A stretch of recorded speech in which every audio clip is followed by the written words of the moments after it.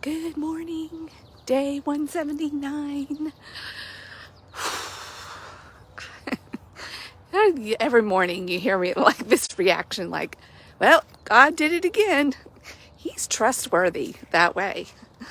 And that's actually what we're going to talk about today is being trustworthy. What does that mean?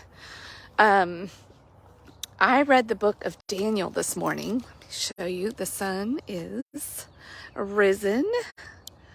Got a beautiful morning. It's actually kind of chilly. I had to put on a sweatshirt this morning. Going to have another beautiful day in the bluegrass. I'm going to take advantage in the break in the high temperatures and humidity and go exploring today. But trustworthiness. As I was meditating on this book, and I read the whole book this morning, 12 chapters of Daniel, like it's a roller coaster. We've got a little bit of, we all know the story of the fasting. I think most people, even if they're not familiar with the Bible, they either associate Daniel with his fast or, there's three big stories in the first half of the book.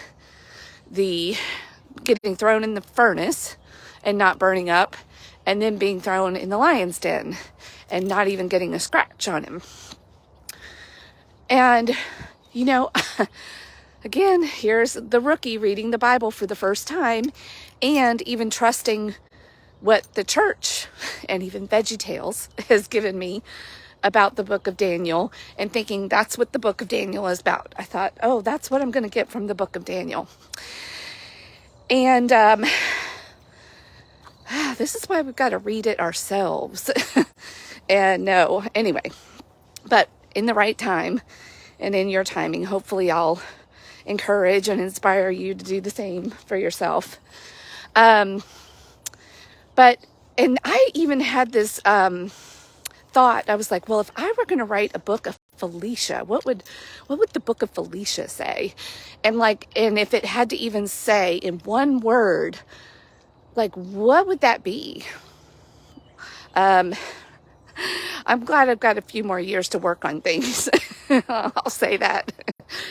But I'm wondering if Daniel even read his own book and then he saw how we were making his life be about eating some vegetables and a few of these events, if he would be like, really? That's all you think of me?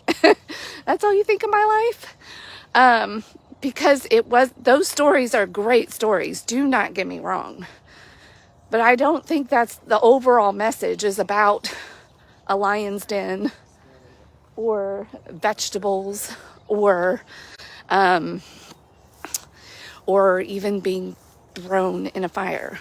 Although those stories represent that and will have an overall meaning contributing to that. But if we focus on just events, and then we look at our lives and we're like, what am I supposed to do with that? I think the characteristic, and I actually vacillated a little bit between loyalty and trustworthiness. And in chapter 10, verse 18, there was this beautiful sentence that stuck out to me. And he was having a vision, and he was actually talking to the archangel Michael. Did you know that? He had visions where he talked to the archangel Gabriel and also Michael. And he had visions of Christ and all of the coming different kings and how the history would go down in the end of time. He was given some specific visions that not just how to decode Nebuchadnezzar's or Belshazzar's visions, but he received his own visions that were quite elaborate and descriptive, not unlike some of the ones that Ezekiel received. But anyway, one of the sentences, he was on his knees and he was weak and he was afraid and overwhelmed by his own visions. And the archangel touched him and said, get up, you are precious to God. And I read all the different translations too, and it used words like, some said beloved, some said blessed, some said exalted. But anyway, there was this message from God directly to Daniel, like, God loves you. You are like so precious to God. He's not going to hurt you. You're okay. Get up. And I just thought, wow. Like, and the whole book of Daniel is about how precious God is to Daniel.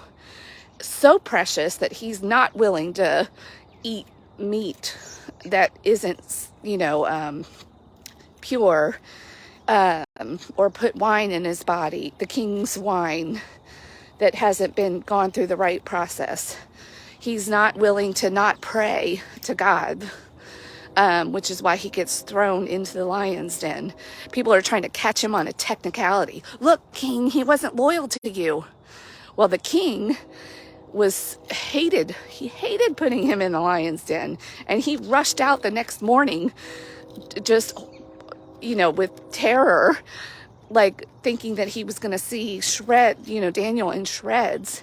And he was so overwhelmed with joy and gratitude that that Daniel was okay, and that he was trustworthy because of that. Like, he was like, I didn't go against you by praying to my God. I was loyal. And the king was like, yes. And he probably saw the error of his foolishness in having such strict, rigid laws that would, catch, even on a technicality, somebody that was so vital and trustworthy in his administration. But because of it, and the way he had written his own laws and rules, he was loyal to his own laws, even throwing somebody that he had complete trust and faith in into the lion's den.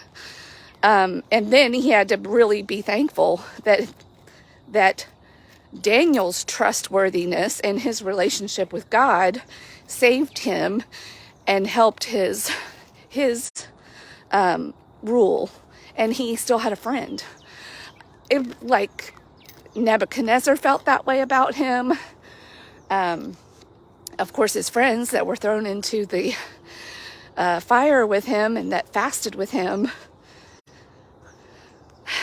But there's this trustworthiness, this absolute trustworthiness. And even if he didn't follow man's laws to the letter, those men still trusted him because of how he demonstrated his trust in his God through his loyalty, faithfulness. Like, they weren't just words, like he did it. He put his money where his mouth was.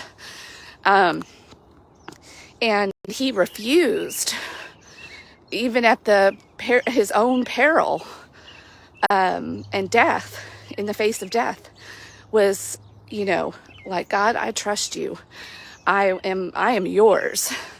You do with me what you want. If I'm supposed to die in a furnace or the lion's den, okay, like, who am I? And because of that, God, trusted him with these visions, with being able to decode the visions of other people, and even said directly to him through his angels, you're so precious to me. Get up. And he had strength. So all the strength that we know Daniel for, and all the things that we think of with Daniel, weren't his alone. It was because of who he put his trust in, and the strength and the conviction, the faith, the absolute, my life is not my own. It is yours. I will not defile you by doing anything in my life that misrepresents my absolute trust in you. And he was rewarded even though he had to go through a lot of trials and be faced with lions and go into a fiery den. And they don't really tell us how he felt in those situations, which is interesting, but we get a really up close and personal look into how he felt in the second half of the book, like what Daniel actually felt and some of the emotions that he went through in his own personal visions and encounters. And he still didn't understand fully, like the message in his vision was not fully unpacked for him or revealed to him. He was told it was going to remain a mystery, and he's like, okay, cool.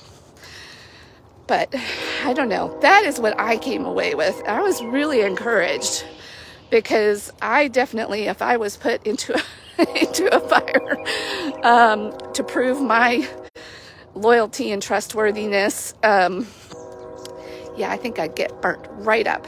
They said the fire, they stoked the furnace to 7 times hotter than normal.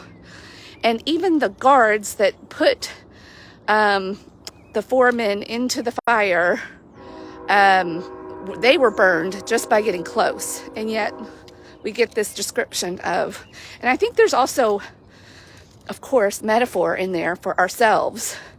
Like, we really can, when we like know, this actually piggybacks well on what we've been talking about with Ezekiel and your sense of self and having healthy boundaries. Then you know that what precedes all of that is, what do you put your trust in? And when it's a single focus, like, it gives you so much clarity. He's not trying to please men and please God. He's trying to please God only. Period. Healthy sense of self, healthy boundaries. That's why he's able to still honor God and mostly follow the requirements. Like, he was able to convince the guards, hey, what he really wants from these rules is men with strong bodies. Let me prove to you, just give me a chance. Let me prove to you I can still be strong and deliver what he really wants through these rules by doing my own thing here and staying loyal. Like, why not? Give it a try. Okay. And he proved it. So he had some wisdom. He had a lot of gifts because of that single focus of who he trusted, who he knew he was because of whose he was, and was able to live his life from such a confident, strong, purposeful life, with loyalties in the right order, so that he was able to be loyal to God and also to these various kings and the positions of power that he was afforded and blessed with, that he could do it all without compromise. I mean, there's some good lessons in there.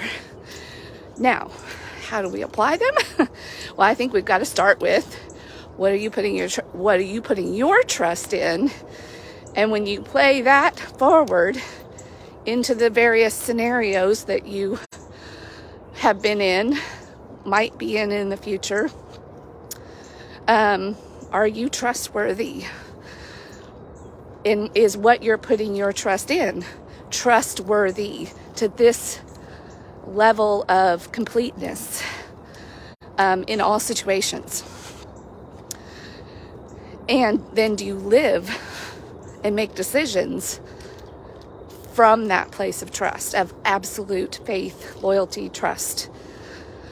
And then people see that in you, and they will see, like they did with Daniel, okay, even though they're not 100% doing everything the way I want it to be done, I trust that person. To have somebody that's trustworthy in your life, is that like not more precious than gold? Like, nothing can really replace, no amount of money. Although some people do think that money is the answer. And maybe they can buy trust. No. This is not something that you can buy. Anyway, I think Daniel in the book of Daniel deserved to really unpack it a little bit. I think, books and books have been written about Daniel. And I'm just so surprised that the church focuses on the first half of Daniel only and kind of glosses over the second half. Maybe for the same reason they gloss over Ezekiel. It's a little weird. And they don't know what to do with all these wild visions. So let's just focus over here on what we can maybe understand a little easier. Anyway, I hope you got something out of today and what I got out of it, and that you can apply and practically look at what you've got your trust in and how is that working for you. I need to do an inventory myself. Sometimes I put my role as a mom and trust that above everything. That doesn't always go so well for my marriage. Counterintuitive. When I put my marriage above everything, that doesn't usually go so well either. Because that is codependent, being codependent with people, other people. And we people are moody and fickle. Oh, yeah. Anyway. So putting our trust in something that is solid, unchanging, is probably a better idea. I think we can follow Daniel's example there. All right. Have a great day. Enjoy the weather here in the bluegrass today, if you're local, or wherever you are, and whatever day it is, whatever year it is, whatever the weather is. It's always a great day. All right. Bye.